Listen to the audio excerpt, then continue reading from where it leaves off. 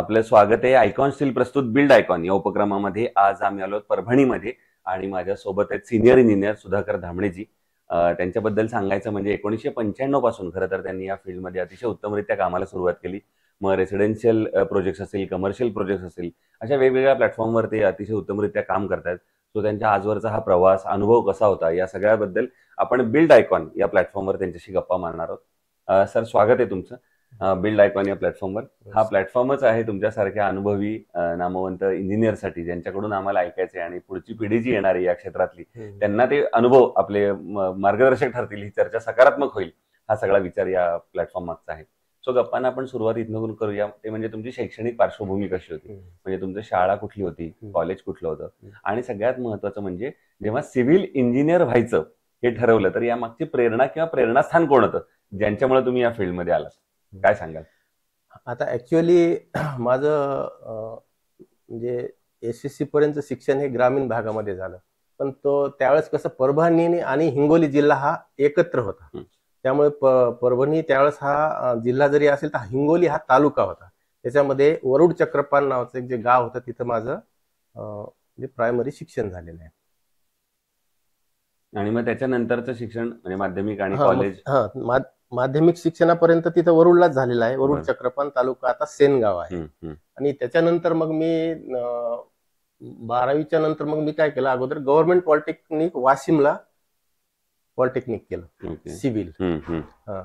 आणि मग त्याच्यानंतर मग मी BE केलेलं आहे. पण या सगळ्या मागची प्रेरणास्थान कोण होतं? याच्या मागची प्रेरणा म्हणजे कसं होतं की पूर्वीपासून कसं आहे, त्यावेळेस साधारणपणे 90च्या याच्यामध्ये तर त्यावेळेस कसं असायचं की इंजिनियर म्हणजे असं फार मोठा आपल्याला असं त्याचा एक ग्लॅमर होता त्याला. आणि माझ्याच गावातले काही एक दोघं मुलं काय झाले होते की सिव्हिल इंजिनियर झाले होते. म्हणून आम्हाला त्यावेळेस पाहण्याचा अँगल कसा होता त्यांच्याकडे, व इंजिनियर होण्यासाठी काय करावं लागतं, आता आपल्याला सिव्हिलच करावं लागतं, हे आमच्या याच्यामध्ये भिनलेलं होतं. बाकीचे जे असतं इलेक्ट्रिकल इंजिनिअरिंग होती त्यावेळेस, बरोबर आहे, सिव्हिल, इलेक्ट्रिकल आणि मेकॅनिकल. पण या दोन फील्ड बद्दल आम्हाला फारशी माहिती नव्हती. तो इलेक्ट्रिकल आहे पण पुढे काय ते माहिती नव्हतं. पण सिव्हिल म्हटल्यानंतर तो अंदाज होता आम्हाला, किंवा सिव्हिल म्हणल्यानंतर काय होतं त्यावेळेस हे जायकवाडी सारखे प्रोजेक्ट होते, तर ते डायरेक्टली गव्हर्नमेंट जॉब मिळत होते. म्हणून काय होतं की आमचं अट्रॅक्शन त्या सिव्हिल क्षेत्राकडे जास्त होतं. मग त्याच्यानंतरचा महत्वाचा टप्पा येतो प्रवासातला, ते म्हणजे सिव्हिल इंजिनियर झाल्यानंतर आणि पहिला प्रोजेक्ट मिळण्यापर्यंतचा. तो कसा अनुभव होता? तो तर आहे, पण ऍक्च्युअली काय झालं की जसंही आम्ही साधारणपणे 90च्या नंतर आम्ही 90ला साधारणपणे इथं बाहेर पडल्यानंतर आमच्या पुढे एक फार मोठा बिकट प्रश्न निर्माण झाला होता की त्यावेळेस अचानक महाराष्ट्रामध्ये 0 बजेट लागू झालं. मग बाहेर पडल्यानंतर जर पुढं नोकरीच्या संधीच नाही अशी आमची अवस्था होती त्या पिरियडमध्ये. मग तो मधला जो 5 वर्षाचा पॅच होता तो आमच्यासाठी खडतर होता. पण याला खरी जी आम्हाला जर समजा कोणी जर हे दिलेली असेल, सपोर्ट केला असेल, तर तो आपले माननीय नितीन गडकरी साहेबांनी, जे बेरोजगार अभियंते म्हणून आम्हाला त्यांनी काम करायला संधी दिली. तर हे बेरोजगार अभियंते जे होते तर यांना खऱ्या अर्थानं जर कोणी जर समजा त्यांना सपोर्ट केला असेल तर माननीय गडकरी साहेबांनी केलेला आहे. आणि तेव्हापासून हे मुलांना काय झालं की ते आपल्या पायावरती उभं राहत होते. कारण गव्हर्नमेंटचे काम जरी कारण त्यावेळेस प्रायव्हेट सेक्टरमध्ये कामाची कमतरता होती, कमी होते काम. बँका लोन देत नव्हत्या, दिलं तरी फार कमी असायचं. म्हणून टेक्निकल पर्सनला कोणीतरी हे करण्यासाठी फार मोठा काही मार्केटमध्ये नसायचं. त्यावेळेस गव्हर्नमेंटचे काम करणे हा जास्त ट्रेंड होता, सिव्हिल कॉन्ट्रॅक्टर. तर त्यावेळेस गडकरी साहेबांनी आम्हाला विना म्हणजे याचे काम दिले. आमचे रजिस्ट्रेशन त्यांनी स्वतः एक गव्हर्नमेंट म्हणजे त्यावेळेस ते PWDचे कॅबिनेट मिनिस्टर होते महाराष्ट्र राज्याचे. तर खराच त्यांचा सपोर्ट त्यावेळेस.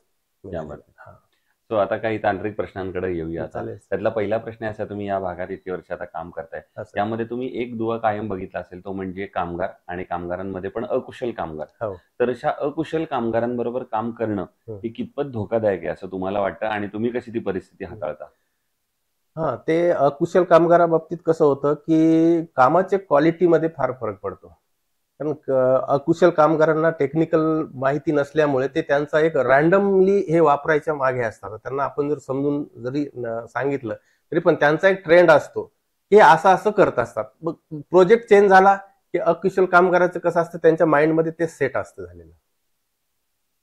तर त्याच्यामुळे कामाच्या क्वालिटीवरती खूप फरक पडतो, परिणाम होतो. दुसरा प्रश्न आहे, तुम्ही आता रेसिडेन्शियल मध्ये इतकं काम करताय, तर बऱ्याचदा तुम्ही एक वाक्य कायम ऐकलं असेल, ते म्हणजे आमचं बजेट थोडं कमी आहे, हो. इतक्याच बजेटमध्ये बसवून द्या. हा. आणि एक इंजिनियर म्हणून तुम्हाला वाटत असतं की चांगला दर्जेदार प्रकल्प व्हावा. हा, हा. तर अशा वेळेला ते दर्जा आणि बजेट हे दोन्हीचा समतोल तुम्ही कसा साधता? आता ऍक्च्युअली कसं आहे, ज्यावेळेस वर्क स्टार्ट करतो प्रत्येक जण सुरुवातीला आपलं बजेट सांगतो की किती एवढं एवढं आहे, पण प्रत्येकाचं बजेट कमी असतं आणि कन्स्ट्रक्शन जास्त असते. तर अशा वेळेस काय करावं लागतं आम्हाला की फर्स्ट जे स्टेज आहे की त्यांचं जे स्ट्रक्चर आहे, हे स्ट्रक्चर आम्ही काय करतो की हे एकदम वेल, त्याच्यामध्ये कोणतेही कॉम्प्रोमाइज न करता करतो. म्हणजे फिनिशिंग आयटम्स असतात, त्या फिनिशिंग आयटम्स मध्ये आम्ही ओनरला सांगतो की तुम्ही याच्यामध्ये तुम्हाला चॉईसला संधी आहे. बरोबर. हा, त्यामुळे त्यामुळे तुम्ही तुमच्या हातामध्ये आहे की हा प्रोजेक्ट पुढे कॉस्ट वाढवायची का कमी करायची. बरोबर आहे. त्याच्यामुळे आम्ही स्ट्रक्चरल आणि याच्या बाबतीत कुठेही कॉम्प्रोमाइज करत नाहीत.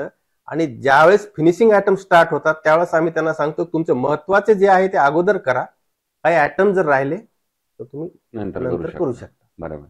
पुढचा प्रश्न या प्रश्नांपेक्षा थोडा वेगळा आहे. तो म्हणजे असा आहे की तुम्ही इथले मूळचे परभणीचे आहात, इंजिनियर आहात, इतके वर्ष काम करताय, आणि जसं तुम्ही हे क्षेत्र बदलताना बघितलंय तसं तुम्ही परभणीचा पण एक प्रवास बघितलाय जिल्ह्याचा. तर पुढचा प्रश्न तोच आहे की परभणी जिल्ह्याच्या विकासाचं व्हिजन असं जर एक विचारलं तर तुमच्या डोळ्यासमोर इंजिनियर म्हणून कुठले मुद्दे येतात, ज्या मुद्द्यांवर आता पुढच्या 15-20 वर्षात काम करणं गरजेचं आहे जर आपल्याला परभणीचा सर्वांगीण विकास हवा असेल? तर एका इंजिनियरच्या नजरेतून आम्हाला ऐकायचं, कुठली क्षेत्र आहेत ती ज्याच्यावर काम झालं पाहिजे? आता एका इंजिनियरच्या नजरेतून जर बघायचं झालं तर असं आहे की तुम्ही ज्यावेळेस या शहराची जे तुम्ही हे करता की जे फ्युचर डेव्हलपमेंटचे जे तुम्ही जे प्लॅनिंग करता, त्यावेळेस तुम्ही इंजिनियर लोकांना त्याच्यामध्ये ऍड करून घ्यायला पाहिजे की नेमकं काय करावं काय नाही करावं. असं नाही की बजेट आलं म्हणजे काम उठायचं आणि काम करायचं, त्यानं काय होतं फक्त पैसा जातो. त्या शहराचा विकास याच्यामुळेच होत नाही. एवढ्या वर्षानंतर आज परभणीला ड्रेनेज सिस्टीम नाहीये का? यांनी कधी तसा प्रयत्नच केला नाही. जो तालुका आपल्या परभणी जिल्ह्यामध्ये होता तो हिंगोली आज जिल्हा झालेला आहे, तिथे ड्रेनेज सिस्टीम पूर्ण रेडी आहे आज हे होते आणि आपल्या ठिकाणी होत नाही. म्हणजे आपण काय करतो, प्लॅनिंग करत नाही. म्हणजे महत्वाचा मुद्दा आहे की या तुम्हाला ही प्लॅनिंग फार जरुरी आहे. याच्या अगोदर पण बऱ्याचशा गोष्टीची त्रुटी आहे आपल्या परभणीमध्ये.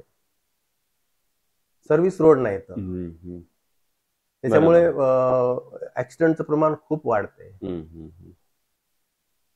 पण अशा वेळेला मग आता तुम्ही जे हे दोन मुद्दे सांगितलेत महत्वाचे की, तर त्या मुद्द्यांवर शासनानं कुठली पावलं उचलली पाहिजेत असं तुम्हाला वाटतं? जर जसं ड्रेनेजचा विषय किंवा नाही, शासनाने पावलं उचलताना काय करायला पाहिजे की लोकांच्या, स्थानिक लोकांच्या काय भावना आहेत ह्या भावना इथलं नियोजन करताना मागवायला पाहिजे. तुम्ही फक्त प्रशासकीय पातळीवरच सगळे निर्णय न घेता स्थानिक लोकांना तुम्ही काय करा की समजा इथं ठीक आहे 50 कॉलनी आहेत, बरोबर, तर तुम्ही काय करा 50 कॉलनी मधून तुम्ही तिथल्या लोकांचे हे घ्या ना, त्या लोकांचं काय म्हणणं आहे ते बघायला पाहिजे. तुम्ही इथं राहायचं कोणाला? त्यांना ज्यांना राहायचं त्यांचे काय प्रश्न आहेत ते हे पहिले समजून घ्यायला पाहिजे. तुम्ही निर्णय घेता तो आम्हाला खरंच त्याचा उपयोग आहे का हा पैसा वेस्ट जातो, हे कोणी बघायला तयार नसते. बरोबर. कोणीतरी येणार, कधीतरी वाटलं तेव्हा नालीचं काम करणार, कधीतरी येणार कोणीतरी तोडणार. याला काहीतरी नियोजन पाहिजे ना. बरोबर. पुढचा प्रश्न असा आहे की आता या क्षेत्रात नव्यानं जी मुलं येतात, म्हणजे माझ्या जेवढा तुमचा अनुभव आहे तेवढं त्यांचं वय असेल ऑलमोस्ट की जिथे आता नवीन पहिलं पाऊल ठेवणार असेल या क्षेत्रात, तर त्यांना एक सिनियर म्हणून आणि एक अनुभवी म्हणून तुम्ही काय सल्ला द्याल या क्षेत्रात येण्यापूर्वी? नाही, खरं तर सिव्हिल हे क्षेत्र आहे ना एवढं ब्रॉड आहे की याच्यामध्ये आपण कितीही काम करत राहिलो तरी इतके वेगवेगळे क्षेत्र जी आलेली आहे याचा खूप मोठा फायदा आहे. पूर्वी टेक्नॉलॉजी नव्हती आपल्याकडे, कोणतीही टेक्नॉलॉजी नव्हती, प्रत्येक गोष्ट ही हाताने करावं लागायची. त्याच्यामुळे आपला खूप वेळ जात होता याच्यामध्ये. पण आता नवीन येणाऱ्या मुलांना याच्यामध्ये खूप संधी आहे, ते वेगवेगळे क्षेत्रामध्ये काम करू शकतात. बरोबर. हा. दुसरं, कन्स्ट्रक्शनवर स्टील निवडताना हा. तुम्ही काय पॅरामीटर्स बघता साधारणपणे आणि मग स्टील निवडता? जनरली स्टील निवडताना त्याच्या फिजिकल प्रॉपर्टीज, त्याच्या केमिकल प्रॉपर्टीज काय आहेत त्या फार महत्वाच्या असतात. त्याच्यामध्ये दुसरी गोष्ट कशी आहे की परत त्याच्या कॉस्ट पण कशी असते ती पण पाहिल्या जाते. शेवटी तो कॉस्टची शेवटचा जो मुद्दा आहे तो येतो. बरोबर. पण याच्या ह्या मेन जे प्रॉपर्टीज असतात, फिजिकल प्रॉपर्टी आणि केमिकल प्रॉपर्टीज, ह्या फार महत्वाच्या असतात. बरोबर. स्टील निवडताना. आणि आयकॉन स्टील तुम्ही यापूर्वी वापरले का, किंवा तुमचा अनुभव कसा आहे एकंदर? आयकॉन स्टील मी यापूर्वी वापरलेला आहे, पण इथं होते कसं की साधारणपणे समजा एका बिल्डिंग मध्ये कंटिन्यू एकच स्टील काही वापरले जात नाही. बरोबर. काय असतं, ओनर सुरुवातीला फार म्हणजे याच्यामध्ये असतो, जसे जसे थोडं पुढे जातं तसं काय होतंय की तो त्याला थोडस भांडे फुटायला लागतात. बरोबर. असं असतं ते. आयकॉन स्टील वापरलेलं आहे. काय प्रॉब्लेम. सो हे होते इंजिनियर सुधाकर धामणेजी, आणि त्यांनी अतिशय मनमोकळेपणाने आपल्याशी संवाद साधला.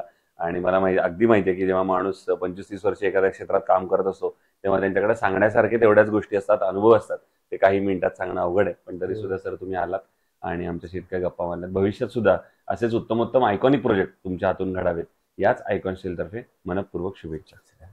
थँक्यू.